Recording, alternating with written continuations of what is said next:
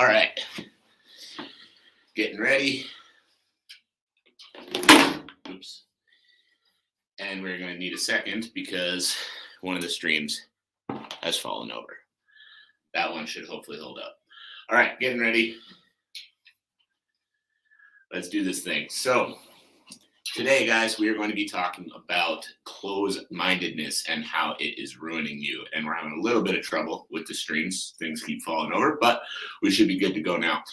So we're going to be talking about closed-mindedness. More specifically, I'm going to be going into a couple of posts recently from my TikTok account, which I know, obviously, internet trolls. I'm not here trying to say that, we should really give them any attention, but I'm going to be going into how that kind of mentality that goes into, seeing a TikTok video and just dismissing the person that is actually posting it is ruining you. So we're going to get into the show very quickly here, but as a reminder, the goal of this show is to help athletes level up in every area of their lives, help athletes improve as people, improve as athletes, and in turn build the dream careers that they're looking for. So let's get into the show talking about closed-mindedness, and we're going to go in 3, 2, 1. Welcome, everybody, to another episode of the Elite Development Podcast, the #1 show for athletes looking to gain an edge on their opponents and build their dream careers in sport. I'm your host, Kenny Dusseault, and today we're talking about how your closed-mindedness is killing you. So why am I bringing this one to you? The main reason, the #1 thing that I wanted to really get into today was a couple of recent posts on my TikTok account talking about conditioning. And more specifically, I wanted to get into the fact that I got one comment in particular that made me decide this was a good video to make. This was a good podcast to film. And the response was on a video where I talked about how running is not the ultimate conditioning for combat sports, because you need to focus on actually properly developing the energy systems to translate back into the sport. And the comment immediately was, this is complete BS. And then basically went on to tell me that I was stupid because clearly I didn't put 10 seconds of thought into this, because, running is a great way to condition yourself for combat sports. So clearly I was dumb. Clearly I didn't put 10 seconds of thought into it. And this was the kind of opinion that a 10-year-old would come up with. So why I wanted to talk about this specifically is not because I'm sitting here upset that some guy on the internet thought that I was stupid. That happens every day. That's totally fine, whatever. But what I really want to enforce is I want to enforce with you the mindset that goes behind that. Because when somebody dismisses something that they see on the internet like that, what they're saying is, you disagree with me, therefore you're wrong, so fuck you, I'm not going to hear you out. And that is absolutely the way to kill your progress in the gym, kill your progress in your sport, and not make it very far in anything that you're working on doing. Because yeah, there's going to be bullshit on the internet. Like, I'm not going to sit here and say that if you see it on the internet, you should start doing it, because there's a lot of crap on the internet. But there's also going to be a lot of good stuff on the internet that you are going to miss out on because it disagrees with you, and you know best because, well, I've boxed for 6 months now, so clearly I know what I'm talking about. So that mentality is going to kill your progress. That mentality is going to stop you from being able to achieve the goals you have for your career. Period. Hard stop. End of story. And I'm going to go into an example of myself with that mentality, because I don't want you to think that I'm just sitting here shitting on everybody else and that, I never make mistakes or anything either. So the example with myself is agility ladders. So if you don't know what they are, agility ladders, it's a ladder, you put it down on the ground, you do footwork patterns going through it. For a long time, people used to think that it would improve their agility, hence the name agility ladders. But if you really break down agility, which I'm not going to go into tons of detail here, but if you really break it down, all you're doing by doing your footwork patterns through these ladders is memorizing a pattern. You're not actually improving your ability to make better decisions under constraints. You're not improving your ability to, think and be agile. And it's not actually building your ability to be agile specific to any sport. Yet people love them because, they think, well, if my feet are moving faster, then my feet are going to move faster in the sport. They're not. You're just memorizing a pattern. And when the sport comes up, it's unpredictable. You don't have the same patterns. It doesn't translate the same way. So for the longest time, whenever someone would bring up agility ladders, my response would be, those are so stupid. They don't work at all. And I thought this way for years. They're stupid. They don't work. They're pointless. Nobody should use them. And then I had my eyes opened by my good friend, Jeff Lavecchio, and he posted something. He wasn't directed at me, but he posted something. And he basically said, if you're using agility ladders to make yourself more agile, you're missing the boat.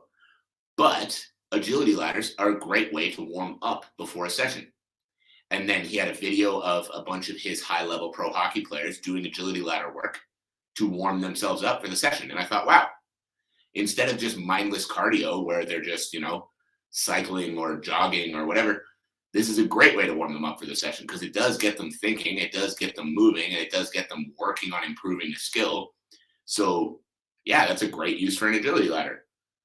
But again, right there, the reason I wanted to bring up that example is because in the beginning, my thought was these are stupid because I heard somebody talk about how they don't work. And so immediately I just thought, okay, these are stupid. No one should ever use them. They're pointless.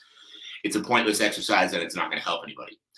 But then through actually keeping my mind open, when I heard a good reason behind something that I disagreed with, I realized that I was wrong and I changed my mind. Now, I don't actually have agility ladders at my gym, but they're absolutely a great way to warm up before a session. It gets the blood pumping, it gets the heart rate up, it gets you thinking, it gets your brain firing a little bit, and it gets you warm. So why wouldn't you use them? So if you're using them to make yourself more agile, well, it's not going to work. But if you're using them as a tool to warm up before a session, great idea. And this is exactly where I see people like on this TikTok comment messing up. Because if you want to be an athlete and you hear someone say, running's the best way to condition for combat sports, and then you just roll with that forever, and anyone who disagrees with that, you just say, well, my coach one time told me that you're wrong, so you're wrong. You're not going to get very far because any one coach out there doesn't have all the answers. So if your coach was just an old school boxer and that's what they did is they put on their boots and they went out for runs every day after dinner, and that's what he's teaching you because that's what he learned or that's what she learned, you're falling behind. But if you're willing to open up your mind and you're willing to pursue other avenues to learn about the topics that you are pursuing or about the sport that you are pursuing and how to train it more efficiently, you're going to go further. Plain and simple. And on that note, I want to bring up an example of an athlete that started with me recently. His name's Adam Hamilton. If you're listening to this, I appreciate you. So Adam started in Muay Thai about, I believe, 6 months ago. It might have been a little bit less than that. And he was a high-level hockey player his whole life, but cardio for combat sports and cardio for hockey are very different. And when he moved over to Muay Thai, he was having some trouble with his cardio. And he said he spoke to a couple of coaches, and the coaches told him, well, if you're having trouble, just go run 5 miles a day. And I just want to break that down. If you're having trouble with your cardio in this new sport where you're training a lot and struggling to, struggling to hold up with your cardio, go run 5 miles a day on top of all the training that you're already struggling to keep up with. What? And so, but being a good athlete and a good student, he followed that advice for a couple of weeks, realized that all that was happening was he was just feeling pain, like his knees weren't feeling good, his ankles weren't feeling good, whatever.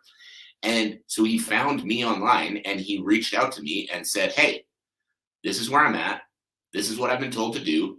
This is what I'm feeling. I feel like I need more. And just that simple action proved so much to me that this kid is going places in his career. And the reason that that proved so much to me is because he didn't just blindly stick to one person's piece of advice. He asked around. He felt like what he was doing wasn't giving the best effect that it could. And his goal is to become a professional fighter and make it in the UFC and, make a living in this sport. And instead of just saying, well, my coach said do this, so I'm going to do this, and anyone who doesn't do this is a fucking idiot, like, he actually went and continued to pursue more knowledge based around the thing he was struggling with. Keeping the open mind is going to lead you further, because now we have Adam set up on a program that is helping him through some old injuries, that is building conditioning more specific to the sport, and that is more manageable than running 5 miles a day, on top of all the sport-specific training that he's doing. So he's getting better results already in just a week than he was in the last few months, because we made it more specific.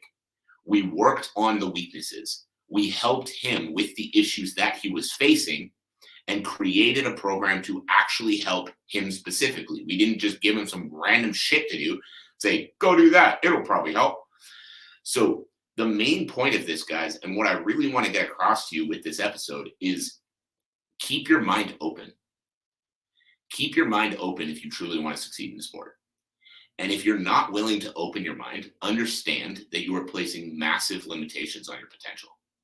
And I mean this for myself as well. There are things in the strength and conditioning industry, like I mentioned earlier in the episode, agility ladders, that in the beginning I thought were stupid, or I thought, weren't useful, or people shouldn't do, or whatever, that I now do constantly. And it's gone the other way before too. I used to feel like if a back squat wasn't in a program, then it was a stupid program, because back squats are the best exercise to build up strength in your legs. And I still don't think they're terrible, but you can absolutely build big, strong, powerful legs that are going to be able to perform very well in any sport without using a back squat. So if you are willing to change your opinions, if you are willing to grow, if you are willing to develop, if you are willing to become higher level versions of you, you are going to make it further.